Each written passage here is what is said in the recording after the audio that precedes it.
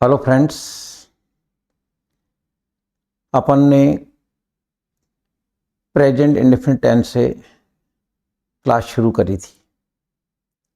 मैंने आपको present indefinite tense अच्छी तरह समझाया, उसकी रिकॉग्निशन को मैंने बहुत अच्छी तरह एक्सप्लेन किया और पूरे टेंस को आपके सामने हैं। मैंने आपको यह बताया कि टेंस कोई भी पॉइंट 3 होते हैं। पहला पॉइंट रिकॉग्निशन, सेकंड पॉइंट होता है कि वर्ब की कौन सी फॉर्म यूज की जाती है, and third point is about helping verbs, that what are the helping verbs of the tense. हर टेंस में 3 पॉइंट होंगे। मैंने आपको बखूबी प्रेजेंट इंडेफिनिट टेंस की रिकॉग्निशन समझाई, वर्ब की फॉर्म कौन सी लगती है ये समझाया, इसमें एस एस वाली बात बताई। एस एस कहाँ लगता है आपके सामने स्क्रीन पर है। हेल्पिंग इसके 2 होते हैं, do does, but these 2 helping verbs are not use in simple sentence. Simple sentence में डू डज का यूज नहीं किया जाता। डू और डज सिंपल सेंटेंस में अगर आते हैं, जैसे मैं कहता हूं सिंपल सेंटेंस में डू डज नहीं लगता, तो किसी ने कह दिया कि ही डज सो, वहां पर डज वर्ब है ना कि हेल्पिंग वर्ब।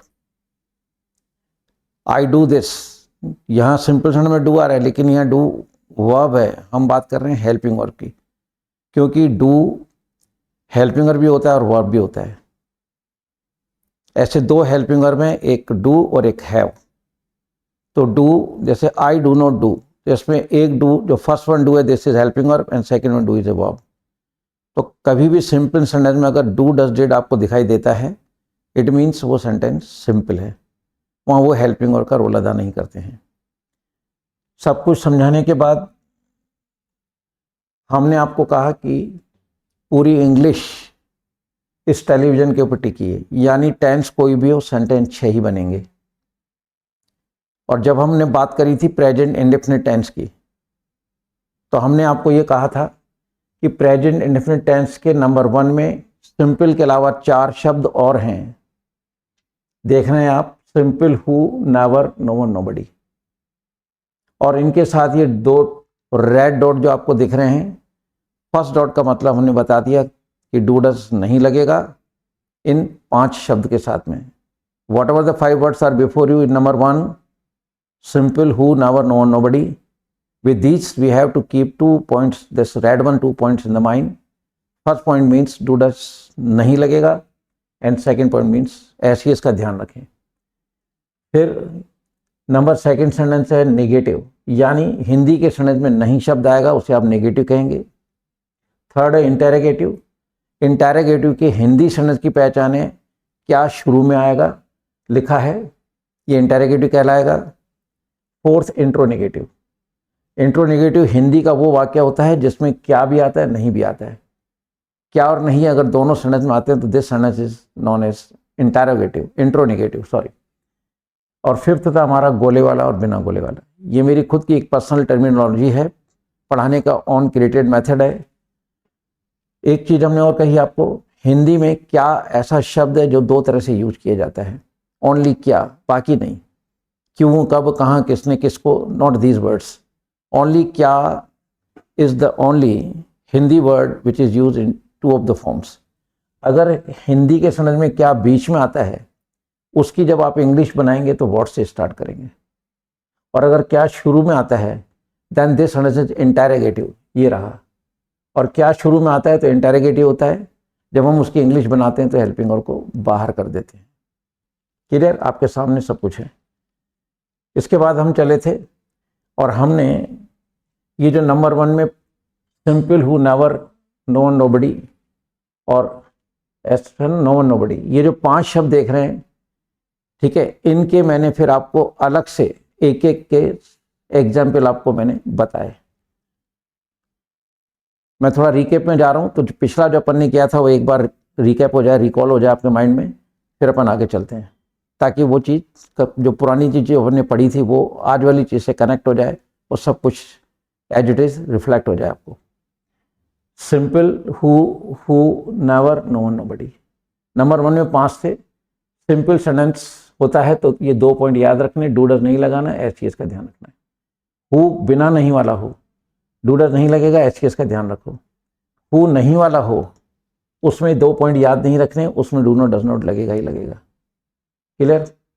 और कभी नहीं आ जाए तो नेवर एक एडवर्ब है, ये सब्जेक्ट के बाद सेकंड नंबर पे लगता है, इसमें भी ये 2 पॉइंट याद रखने, डू डज नहीं लगेगा, ऐसे इसका ध्यान रखना है आपको। ठीक है? और नो वन नोबडी इनके साथ, ठीक है, इनके साथ कोई नहीं जाता है, ये जाता है मिस हो गया है,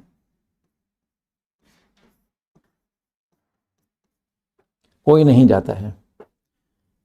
तो कोई नहीं जाता है जब भी आ जाए कोई नहीं, it means no one nobody.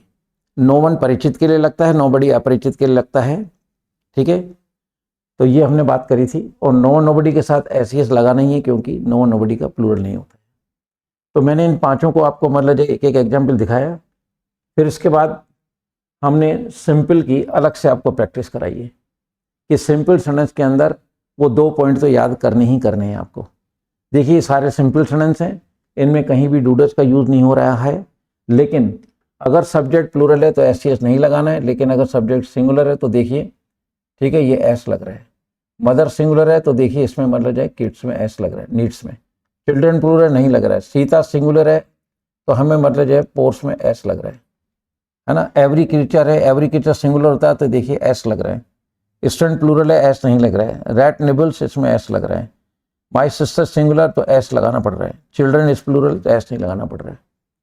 Correct? तो इस सिंपल की मैंने आपको अलग से प्रैक्टिस दिखाई, कुछ सेंटेंसेस आपको शो करे, ये सिंपल सेंटेंस है। Simple sentence is that sentence which is neither negative nor interrogative, is simple. And just to translate a simple sentence into English of present indefinite tense, what we have to do, वही 2 point आपको मान लीजिए ध्यान में रखने हैं। Correct? इसके बाद हमने चले सिंपल के बाद फिर मैंने कौन बिना नहीं वाले के आपको सेंटेंस दिखाए। स्टूडेंट, मैं ऑनलाइन भी आपको उतनी ही प्रैक्टिस करा जाऊंगा जितनी मैं ऑफलाइन कराता हूँ। बस what I expect from all of you कि आप बहुत ध्यान से मेरे मान लीजिए वीडियोस को देखें, कॉन्सेंट्रेट करके देखें। निश्चित रूप से मान लीजिए आपकी ये समस्या जो इंग्लिश की है ख़त्म हो जाएगी। राइट? लेकिन ताली तो 2 हाथ से बजती है। तो आपको केवल इतना सा मतलब जो मेरा जो इतना सा कहना है, what my personal advice is कि जब भी आप मतलब जो मेरी वीडियोस को देखें बिल्कुल कॉन्सेंट्रेट होकर देखें, and you will enjoy my programme, okay, my teaching. तो ये सारे देखिए कौन बिना नहीं वाले सेंटेंस हैं। इनमें भी हमें 2 पॉइंट याद नहीं करने, उस जो ध्यान रखने हैं, डू डज नहीं लगेगा और एसईएस का ध्यान रखना है। कौन एक बार आता है एसईएस लगेगा, कौन कौन 2 बार आता है एसईएस नहीं लगेगा। क्लियर? इसके बाद हम आए कौन नहीं वाले पे। जब कौन के साथ नहीं आ जाता है तो आपको डू नॉट डज नॉट लगाने ही लगाने हैं। वो आपको कैसे लगाने हैं, सिंगुलर प्लूरल के हिसाब से, दैट मैंने आपको बहुत अच्छी तरह से एक्सप्लेन कर दिया था। क्लियर? कौन नहीं वाला आ जाएगा तो वो 2 of the right points we are not to keep in the mind, इसमें डू नॉट डज नॉट का यूज करना है। क्लियर? हिंदी के सेंटेंस सामने हैं, इंग्लिश के सेंटेंस सामने हैं। कौन एक बार है, डज नॉट। कौन कौन 2 बार है, डू नॉट। क्लियर? नेक्स्ट मैंने आपको शो किया था, नेक्स्ट मैंने आपको पढ़ाया नेवर के सेंटेंस। देखिए ये कभी नहीं के सेंटेंस हैं। जिस सेंटेंस में कभी और नहीं आ जाता है, ठीक है, उसमें हमें नेवर नोज का यूज करना होता है। नेवर नोज, कभी नहीं, कभी नहीं, कभी नहीं, कभी नहीं, कभी नहीं, कभी नहीं। इसको मैं कभी नहीं का यूज बोल रहा हूँ। जब कभी नहीं आता है तो नेवर वर्ड का यूज करना है। Never is an adverb. ठीक है? जब इनकी इंग्लिश बनाएंगे तो सब्जेक्ट के बाद नेवर आएगा सब में। अब देख रहे हैं सब्जेक्ट के बाद नेवर आएगा। नेवर की एडवर्ब है ये। एडवर्ब की अपन बात में करेंगे, क्योंकि एडवर्ब एक लंबी चीज़ है जिसको आपको पढ़ाने के अंदर समय लगेगा। तो फिर मैंने आपको नेवर के हिंदी के सेंटेंस दिखाया और इंग्लिश के सेंटेंस दिखाए। अगर इतना आप ध्यान से सुन लेंगे तो कोई प्रश्न नहीं है कि आपको समझ में नहीं आए। नहीं, मालिक ने मुझे समझाने का एक बहुत अच्छा सा गिफ्ट दिया हुआ है, and I explain everything up to the mark. So whether you are before me in offline और ऑनलाइन डजेंट मैटर, आपको चीज़ समझ में आएगी, ये निश्चित है। कॉन्सेंट्रेट करके मेरे को सुने, बस सुनना है आपको ध्यान से। अगर आपको सुनने की कला आती है, it means you are winner सब, बिकॉज सुनना एक बहुत बड़ा आर्ट होता है। तो लिसनिंग इज एन आर्ट, बहुत कम लोग सुन पाते हैं। तो you have to develop the habit of listening. ध्यान से बिल्कुल कॉन्सेंट्रेट करके आप इसको सुनेंगे तो ऐसा प्रश्न नहीं हो सकता कि मैं समझा रहा हूँ और आपको समझ में नहीं आए। क्लियर? कभी नहीं के बाद हमने आपसे बात करी नो वन नोबडी की, इन दोनों की हिंदी होती है कोई नहीं। नो वन वन के जो मैंने आपको बताया था कि 5 शब्द होते हैं, no one, someone, anyone, everyone, each one. Nobody के 4 होते हैं, उसमें ईच बडी नहीं होता। Nobody, somebody, anybody, everybody. जो बडी के शब्द हैं वो अपरिचित के लिए लगते हैं, और जो वन वाले शब्द हैं, ठीक है ना, no one, someone, anyone, everyone, each one, ये परिचित के लिए लगते हैं। तो हमने आपको मतलब जो है नो वन नोबडी के सेंटेंस बताए। नो वन नोबडी की हिंदी कोई नहीं, इन सारे सेंटेंस के अंदर कोई नहीं आ रहा है। इनकी इंग्लिश कैसे बनेगी आपने देखा, ये भी मैंने आपको बहुत अच्छी तरह से पिछली वीडियो के अंदर समझा दिया था। तो इस रिकेप के बाद आज का जो नया कार्यक्रम है, जो नेक्स्ट अपन स्टेप है हमारा, वो चलते हैं। और देखिए, मैंने आपसे कहा था कि सेंटेंस जो होते हैं वो 6 ही होते हैं, राइट? तो हमने आपको नंबर 1 के अंदर ये सारी चीज़ समझाई। अब नंबर 2 जो है वो नेगेटिव है। एक बार मैं आपको शो करता हूं।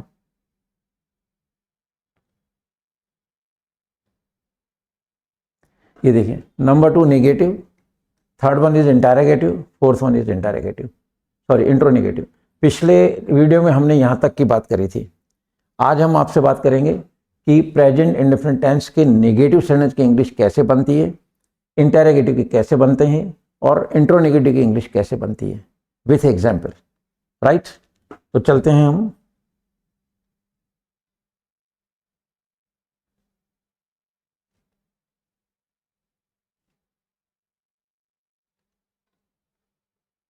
फ्रेंड्स, ये नेगेटिव सेंटेंस आपके सामने। हिंदी के नेगेटिव सेंटेंस की पहचान है कि हिंदी के सेंटेंस में नहीं शब्द आएगा। अगर हिंदी के सेंटेंस में नहीं शब्द आता है, इट मीन्स वो हिंदी का नेगेटिव सेंटेंस है। और इसकी जब हम इंग्लिश बनाएंगे तो हमें do not, does not use करना ही करना है। केवल वो 5 ऐसे शब्द जो मैंने अभी आपको पीछे बताए, simple, who, never, no, nobody, इन 5 वर्ड्स के साथ प्रेजेंट इंडेफिनिट टेंस में डू डज नहीं लगता है, ऐसे इसका ध्यान रखना होता है। बाकी नेगेटिव में, इंटरोगेटिव में, इंट्रोनेगेटिव में हेल्पिंग का यूज़ करना ही करना है। So some negative sentences are before you on the screen, है ना? Let us learn. देखिए, ये नेगेटिव सेंटेंस है, सब में नहीं शब्द आ रहा है। मैंने इसको रेड कलर के अंदर आपको अलग से मतलब कलर किया ताकि ये चीज़ आपके माइंड में अपील करे।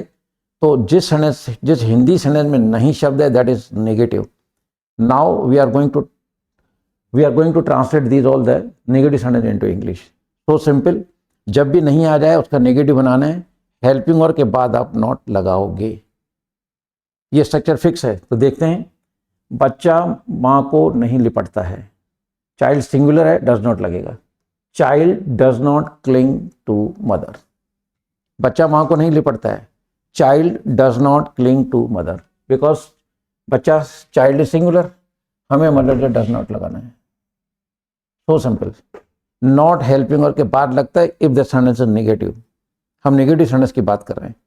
नॉट फिक्स है, हेल्पिंग वर्ब के बाद लगेगा।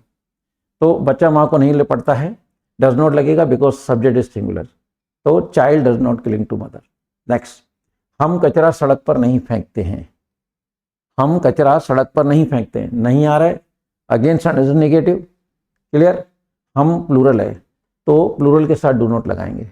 We do not fling rubbish on the road, we do not fling rubbish on the road.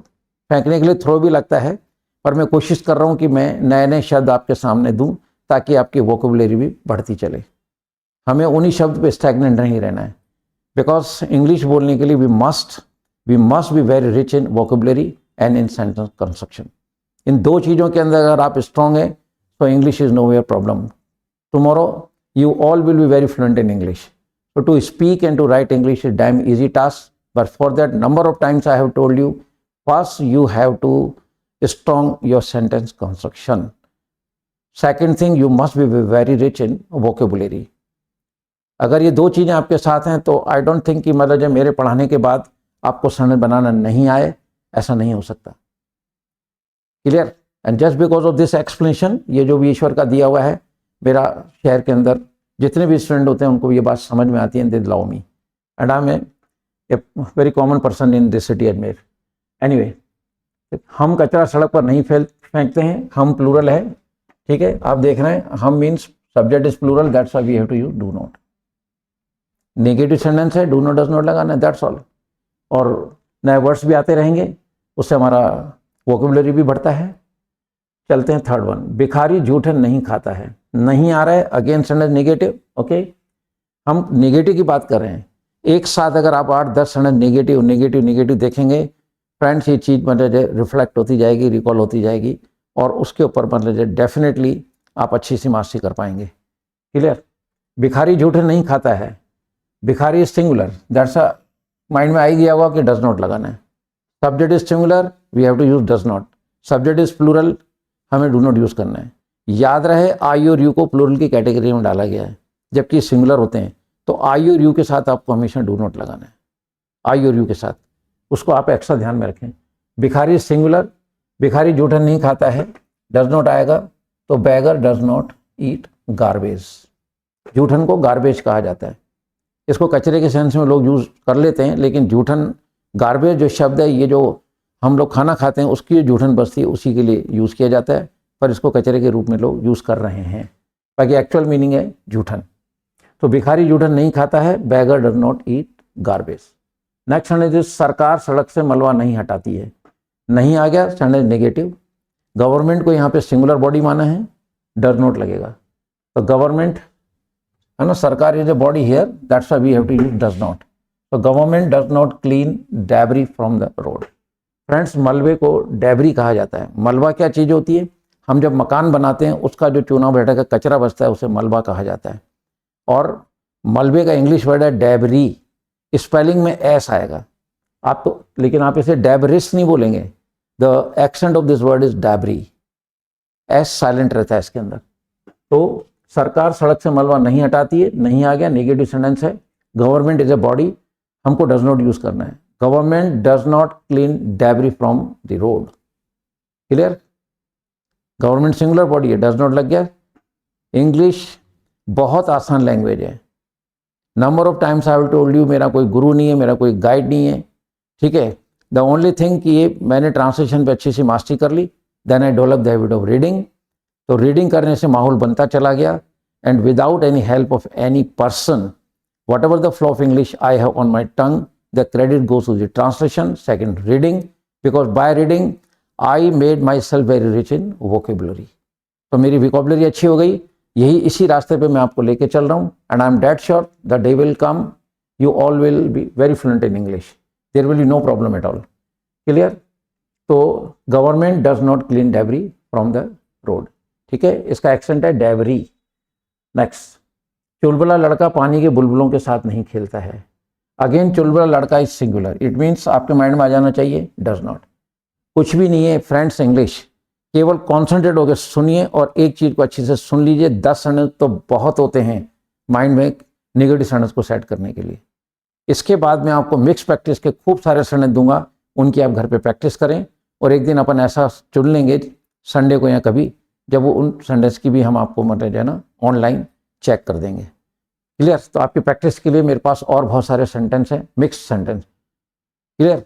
वो आपको हम भेजेंगे, उनकी आप मतलब इंग्लिश बनाएंगे, then I will let you know the day, a particular day, जब कोई मुझे टाइम मिलेगा मैं उन सेंटेंस को मतलब ऑनलाइन चेक करूँगा। So you will come to know कि आप कितना मतलब है ना इम्प्रूवमेंट आ रहा है आपके अंदर। तो चुलबुला लड़का पानी के बुलबुलों के साथ नहीं खेलता है। फ्रिस्की, चुलबुले को बोलते हैं frisky. Frisky child does not play with water bubbles. Frisky child does not play with water bubbles. Child is singular, that's why we are using does not. Clear? Next, वे कलह का कारण नहीं बताते हैं। नहीं आ गया, निगेटिव है, केवल सेट कर लीजिए, ये सिर्फ मतलब जो मिनट्स का काम है सेट करना। और अगर आपने सेट कर लिया कि ये सेंटेंस नेगेटिव है, मैंने आपसे बार बार कहा कि रिकॉग्निशन अगर आपकी अच्छी है, सेंटेंस कंस्ट्रक्शन में कहीं दिक्कत नहीं आएगी। और first you must be very rich in recognition. तो रिकॉग्निशन आपकी अच्छी होनी चाहिए, ये तो कॉमन चीज़ है, नहीं आ रहा है नेगेटिव है ही, बट इवन देन तो चुलबुला लड़का पानी के बुलबुलों के साथ नहीं खेलता है, frisky child does not play with water bubbles. Okay, next sentence, वे कलह का कारण नहीं बताते हैं। अगेन नहीं वर्ड इज देयर, नेगेटिव है, और वे सब्जेक्ट जो है ये प्लूरल है। Definitely we have to use do not, not does not. बस इतना माइंड में आना चाहिए, क्लिक करना चाहिए, subject is plural do not, subject singular does not, that's all. उसके बाद फिर कुछ नहीं है। सेंटेंस कैसे सेट होता है वो मैं आपको पिछली वीडियो में बता चुका हूँ, क्लियर। फिर कभी बात चलेंगे और बता देंगे, लेकिन पिछली वीडियो देखिए, सेंटेंस मैंने बहुत अच्छी तरह समझाया था, मेरे पिछली वीडियो में आप देखें, subject then helping verb then verb. उसके बाद हमने उसमें बताया था कि आगे सेंटेंस कैसे सेट होता है, पिछली वीडियो के अंदर मैंने इसे बहुत ही बारीकी से समझा रखा है। कहीं भी आपको दिक्कत आती है तो यू प्लीज़ मान लीजिए उस पिछली वीडियो को देखें, what ever the previous video हमने आपको शूट करके दिए हैं, ठीक है। तो वे कलह का कारण नहीं बताते हैं, वे is plural, that's why do not use करना पड़ेगा। They do not tell the reason of discord, they do not tell the reason of discord, नहीं है, नेगेटिव आ रहा है, subject is plural, do not use किया हमने। नेक्स्ट सेंटेंस, बिफोर यू, कंवारियां करवा चौथ का व्रत नहीं करती हैं। नहीं मीन्स नेगेटिव, कंवारियां subject is plural, what we have to use do not. Click करना चाहिए माइंड के अंदर। बस मैं आपको बार बार कहूंगा कि आपके अंदर अगर सुनने का आर्ट आ गया then English is nowhere problem. सुनना बहुत जरूरी है, मैं इस चीज को इंसिस्ट करूंगा। I will go on insisting number of times, you please develop the art of listening. सुनने की अगर कला आ गई तो फिर मतलब आप विनर्सअप हैं। कंवारियां करवा चौथ का व्रत नहीं करती हैं, कंवारी को वर्जिन्स बोलते हैं, correct. Virgins do not fast of Karva Chauth.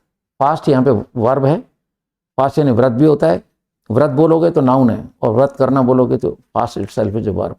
So I have used this word fast as a verb over here in this sentence. Okay, कंवारियां Karva Chauth का व्रत नहीं करती हैं, virgins do not fast of Karva चौथ।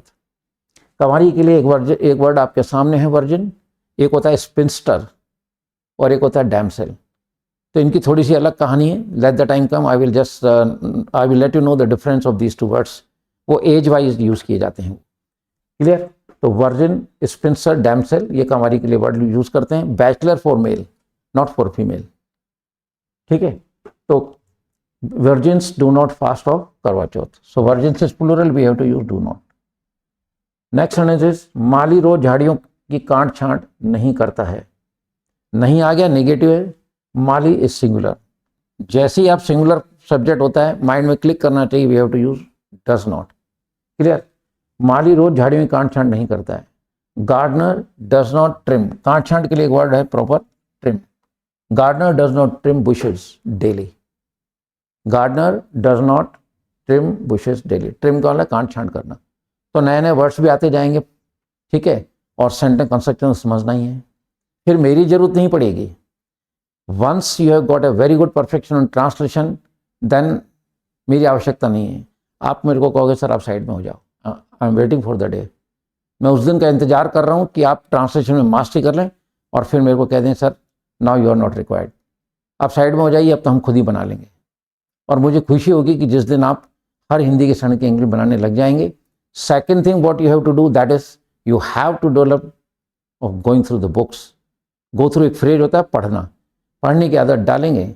तो by going through the books you will develop, एक तो सीखने को मिलेगा और आपके चारों ओर एक एटमॉस्फेयर पैदा हो जाएगा और आप इंग्लिश बोल सकेंगे, लिख सकेंगे। Then you will very comfortable and easy in this language, clear.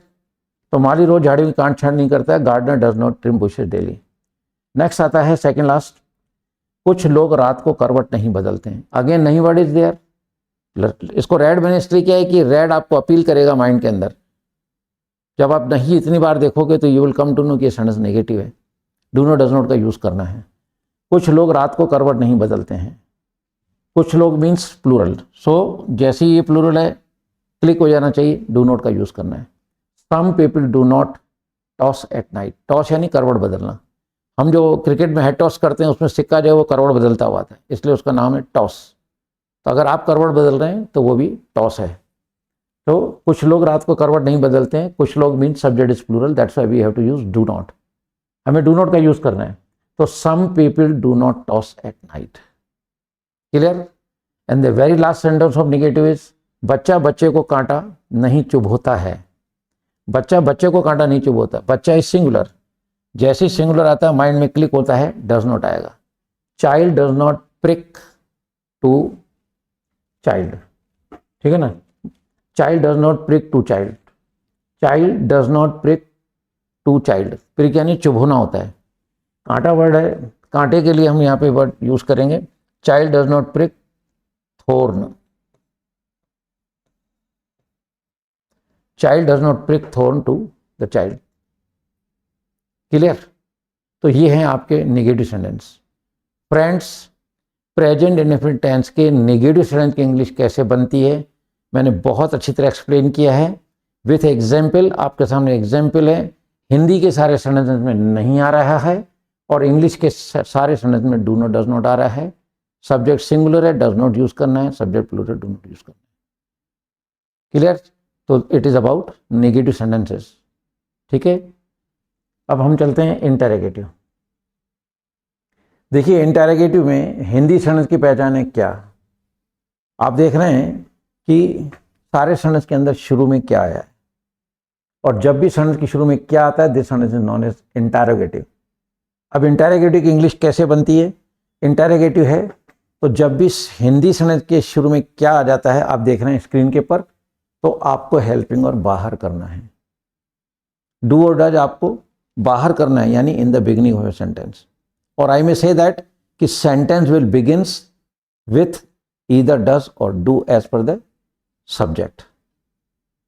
कब, जब इंटरोगेटिव सेंटेंस आता है। तो हिंदी में इंटरोगेटिव सेंटेंस की पहचान है क्या, और इनकी इंग्लिश बनाएंगे, हेल्पिंग और बाहर लाना है। सेंटेंस शुरू होगा डू या डज से।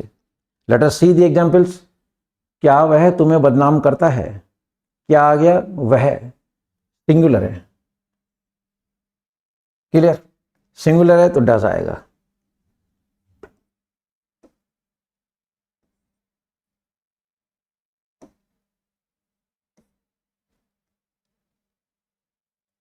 सिंगुलर है तो डज आएगा। ये देखिए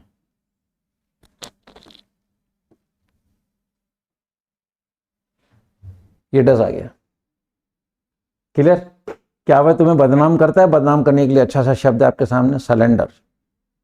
डिफेम भी बोल सकते हैं आप, लेकिन मेरी कोशिश रहती है कि मैं आपको नई वोकैबुलरी से परिचित कराऊं ताकि आपकी वोकैबुलरी भी बढ़ती चले। क्योंकि जितनी ज़्यादा वोकैबुलरी में आप रिच होंगे उतना आपको जब कभी कोई भी मैटर इंग्लिश का newspaper magazine whatever you are going through, so you will feel very comfortable and easy. And without vocabulary you will feel difficulty.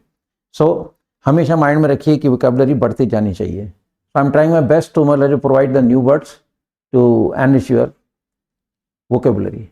तो क्या वह तुम्हें बदनाम करता है, तो does he slander you. Question mark का ध्यान रखें, राइट। क्वेश्चन मार्क का लगाना बहुत जरूरी है क्योंकि सेंटेंस इंटरोगेटिव है।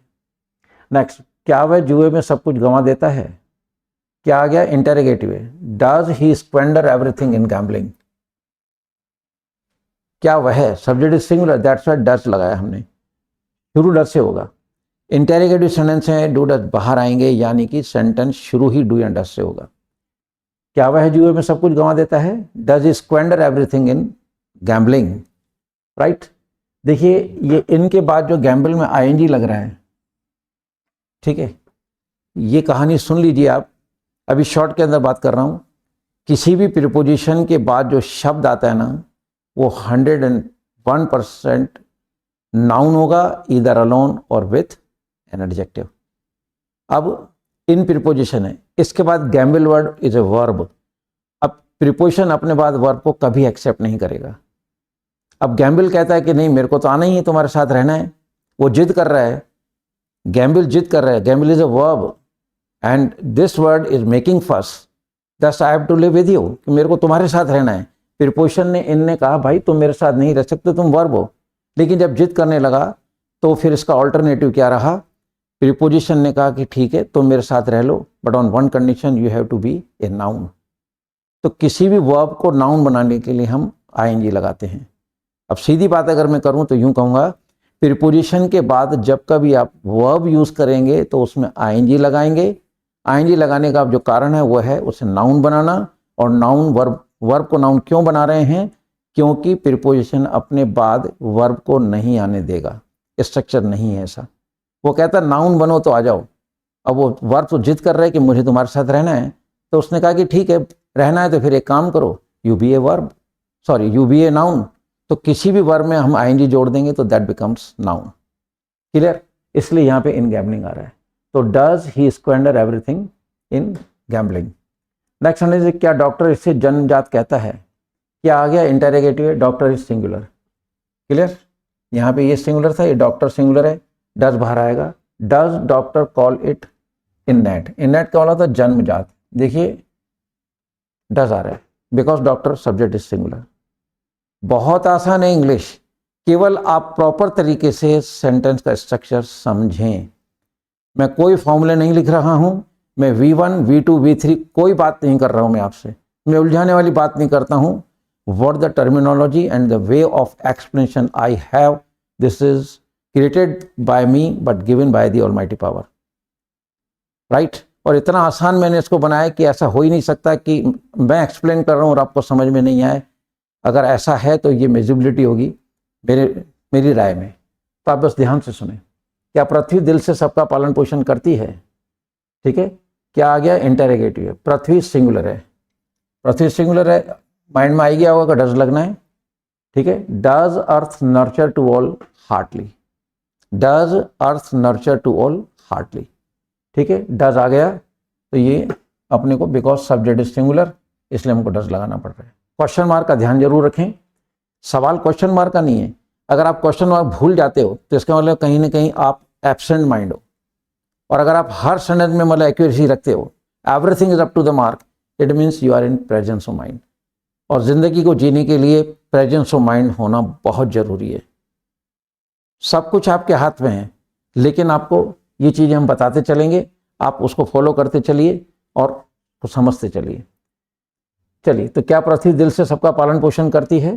तो does earth nurture to all heartily. पालन पोषण करने के लिए और भी बहुत सारे वर्ड्स हैं। नेक्स्ट सेंटेंस इज, क्या अध्यापक बच्चे को झिड़क देता है?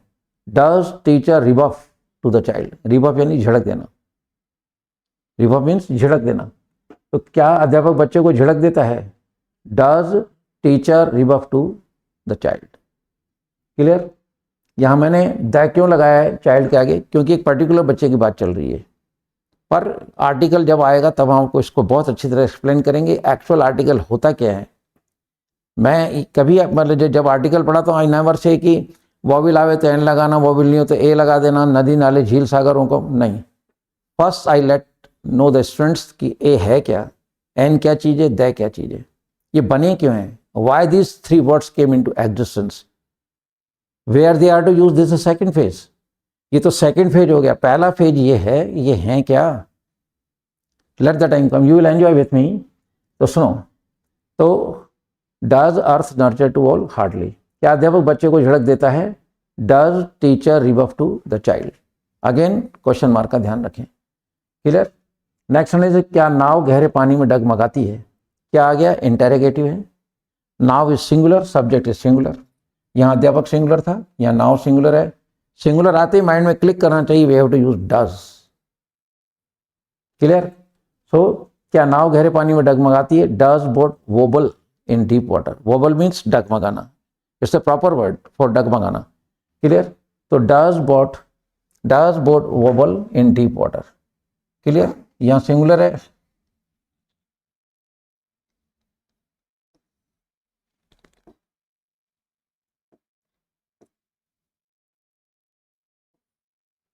बोट सिंगुलर है, डज आएगा।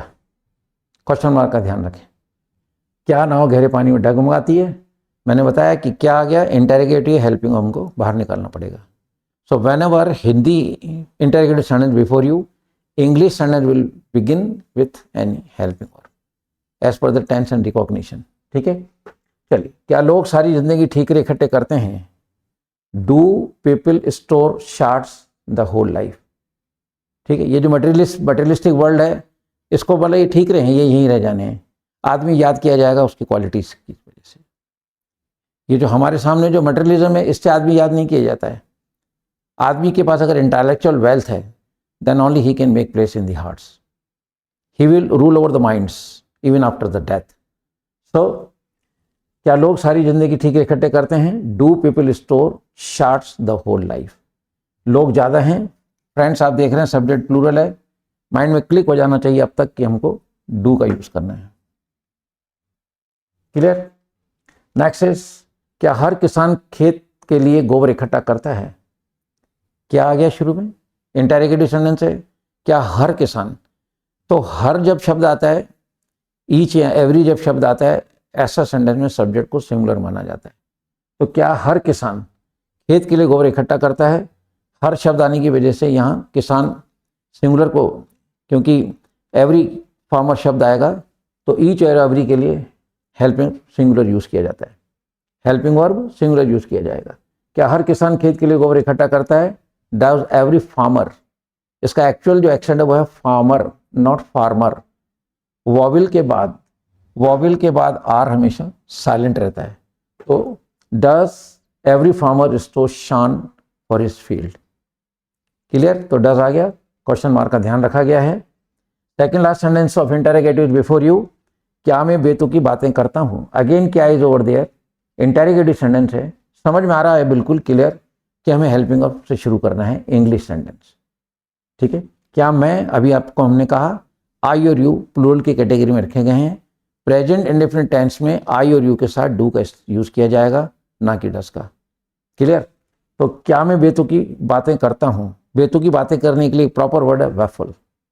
तो डू आई वैफल?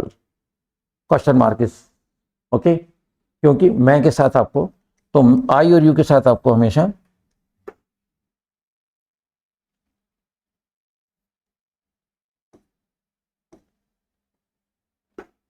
आई और यू के साथ आपको हमेशा डू लगाना है।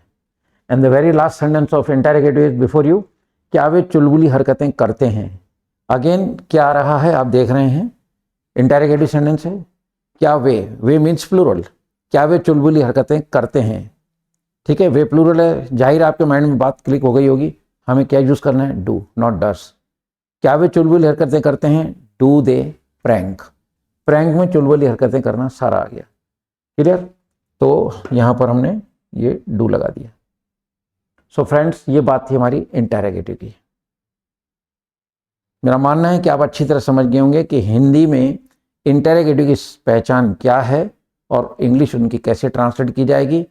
एग्जाम्पल आपके सामने हैं। ठीक है, क्या आ रहा है? इंटेरोगेटिव हैं, जब इनकी इंग्लिश बनाएंगे as per the subject singular plural के हिसाब से डू डच शुरू में आ जाएगा, क्वेश्चन मार्क लगेगा।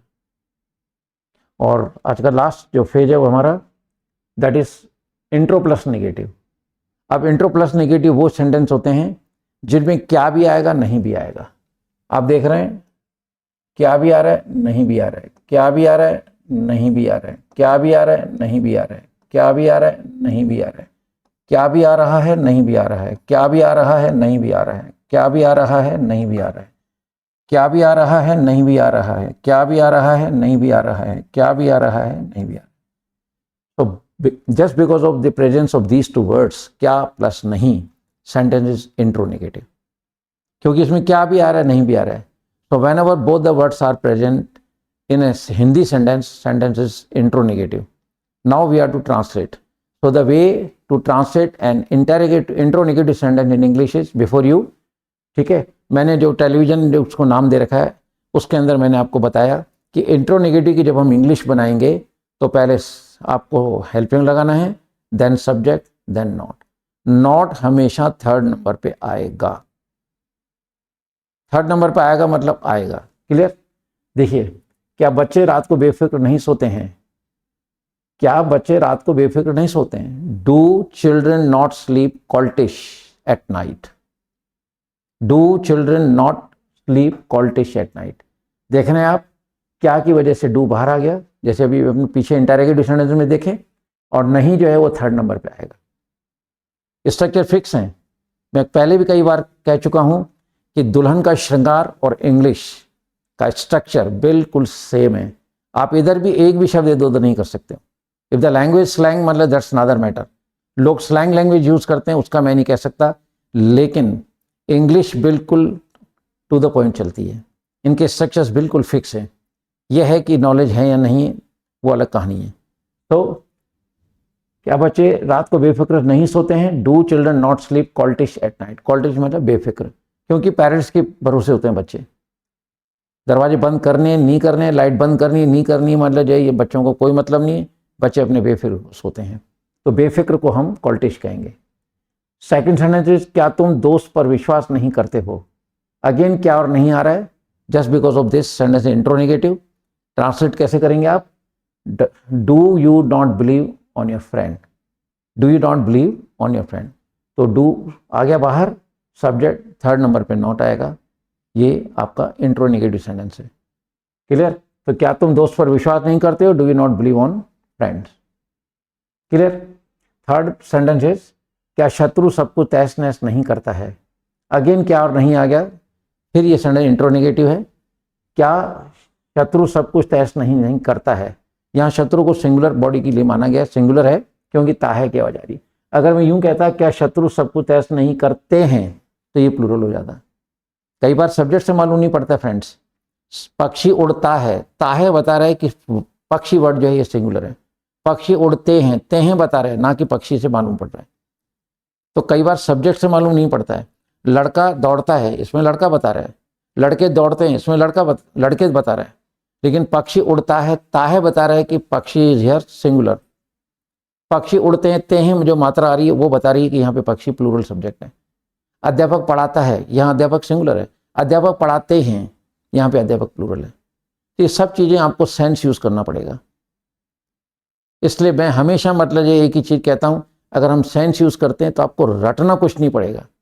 And if you are not using your sense and you are following me, है ना, आप मेरे को एजुटेज अगर फॉलो कर रहे हो तो बहुत सारा वजन बढ़ता जाएगा, क्या क्या याद करोगे। So my personal advice all of you is, you please use your own sense and learn English. English is damn easy language. Okay, तो नेक्स्ट सेंटेंस इज, तो does enemy not ravage everything? एक word होता है ravage, तहस नहस कर देना। तो यहाँ शत्रु को हमने सिंगुलर माना है जस्ट बिकॉज ऑफ ताहे की वजह से। तो does enemy not ravage everything?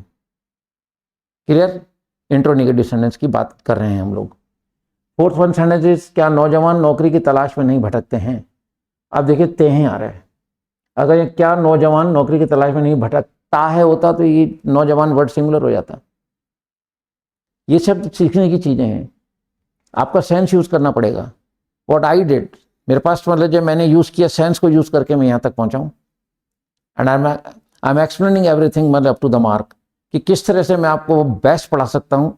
अगर मैं पढ़ा ही रहा हूँ तो मैं बेस्ट पढ़ा सकता हूँ, ताकि मतलब आप लोग इस चीज़ को याद करें कि हाँ हमने कहीं मतलब इंग्लिश सीखी थी and that was everything up to the mark.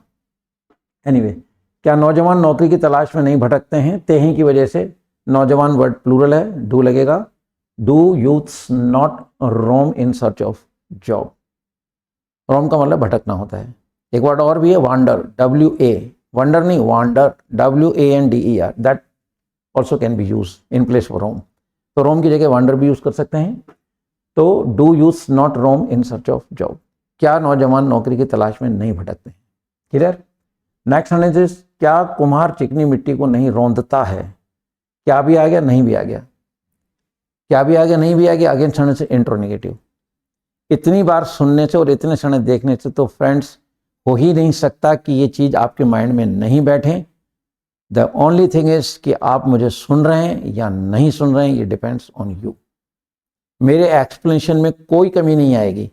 मैंने फिर कहा कि मैं आपको मिक्स सेंटेंस बहुत सारे दे दूंगा, उनके आप इंग्लिश बनाएंगे, फिर अपन एक टाइम फिक्स कर लेंगे और वो भी हम 100-200 सेंटेंस जो भी आपको मिक्स प्रैक्टिस के देंगे हम ऑनलाइन चेक कर लेंगे। So I am fully dedicated on my teaching, और आपको मतलब जब मैं आपके कहीं काम आ जाऊं तो it will B pleasure for me. Clear? तो क्या नौजवान नौकरी की तलाश में नहीं भटकते? सॉरी, क्या कुम्हार चिकनी मिट्टी को नहीं रौंदता है? रौंदने को ट्रैम्पल वर्ड यूज कहते हैं हम। Does potter not trample to clay? Clay कहते हैं चिकनी मिट्टी को, और चिकनी मिट्टी ही रौंदी जा सकती है, सॉइल या सैंड को नहीं रौंदा जा सकता है। क्लियर? तो does potter not trample to clay? Clear? Next sentence, क्या पंडित मुंडन संस्कार में नहीं जाता है? क्या भी आ गया, नहीं भी आ गया, नेगेटिव है। पंडित इज सिंगुलर, पंडित सिंगुलर है, देख रहे हैं आप। कुम्हार भी मतलब ठीक है ना, सिंगुलर था। नौजवान आपके यहाँ प्लूरल थे, शत्रु यहाँ पे सिंगुलर था। यू के साथ आपको मैंने बता दिया, आई और यू के साथ डू लगाना ही लगाना होता है, बच्चे यहाँ पे प्लूरल है। क्लियर? तो क्या पंडित मुंडन संस्कार में नहीं जाता है, ताहे आ रहा है। अगर यहाँ तेहे कर देता तो अगेन मतलब ये सब्जेक्ट पंडित जो है, ये वर्ड पंडित प्लूरल हो जाता, लेकिन ताहे की वजह से इट इज सिंगुलर। क्या पंडित मुंडन संस्कार में नहीं जाता है? Does pandit not attend tonsure ceremony. Tonsure एक वर्ड होता है मुंडन के लिए, सेरेमनी मतलब तो जो भी उत्सव होता है उसका। So does pandit not attend tonsure word friends में भूल इसमें मिस हो गया है। डज पंडित नॉट अटेंड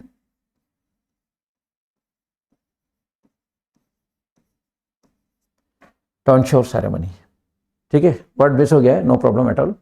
चलिए, तो क्या पंडित मुंडन संस्कार में नहीं जाता है? तो does pandit not attend tonsure ceremony. Question mark का ध्यान रखें। नेक्स्ट सेंटेंस आता है, क्या हिंदू स्वास्तिक का चिन्ह नहीं बनाते हैं? क्या हिंदू स्वास्तिक का चिन्ह नहीं बनाते हैं? क्या और नहीं आ गया, नेगेटिव है, तेहे वर्ड आ रहा है, इट मीन्स यहाँ हिंदू वर्ड प्लूरल है, so we have to use do. Clear? तो क्या हिंदू स्वास्तिक का चिन्ह नहीं बनाते हैं?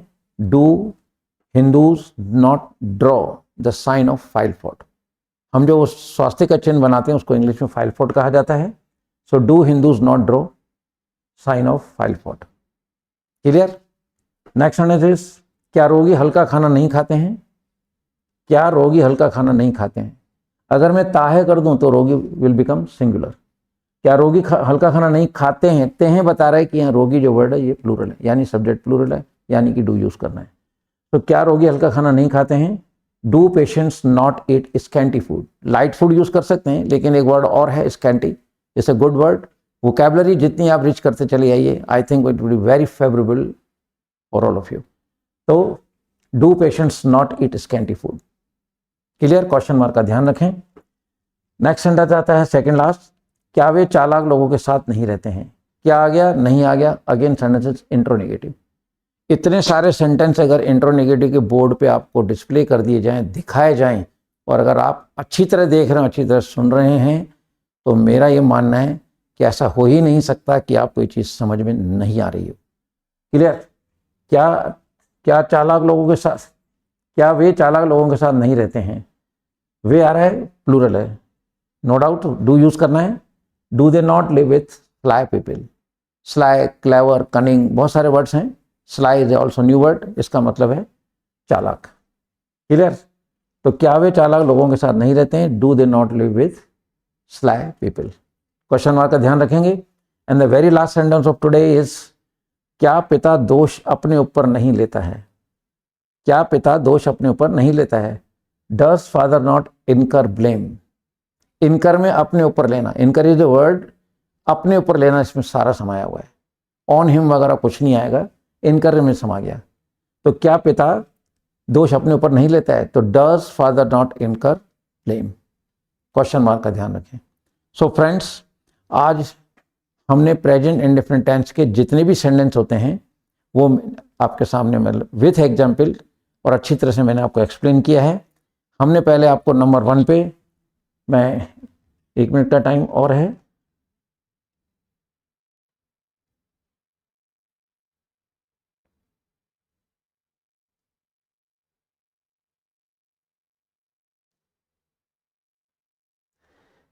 फ्रेंड्स जो कुछ है ये है, जिसको आप मूल मंत्र कह दें, मैंने इसको टेलीविजन नाम दे रखा है।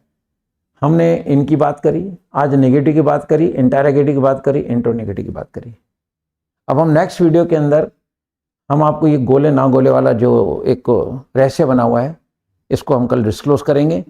उसके बाद प्रेजेंट इंडेफिनिट हमेशा के लिए विथ फुल स्टॉप कंप्लीट हो जाएगा। उसके बाद कोई भी ऐसा शब्द नहीं जो उसमें ऐड किया जा सके या उसमें से कम किया जा सके, नहीं, दी एंड पे जाके छोड़ूंगा। तो कल हम आपके सामने कल हम आपके लिए नया वीडियो शूट करेंगे, उसमें ये गोला ना गोला वाली बात पूरी की जाएगी। तो फ्रेंड्स, मेरा मानना है कि आप अच्छी तरह से प्रेजेंट इंडेफिनिट टेंस को जो भी अब तक पढ़ाया समझ गए होंगे। Even then if you have any problem, you please do write in comment box and you will get answer. With this words, good bye to all of you. जय हिंद।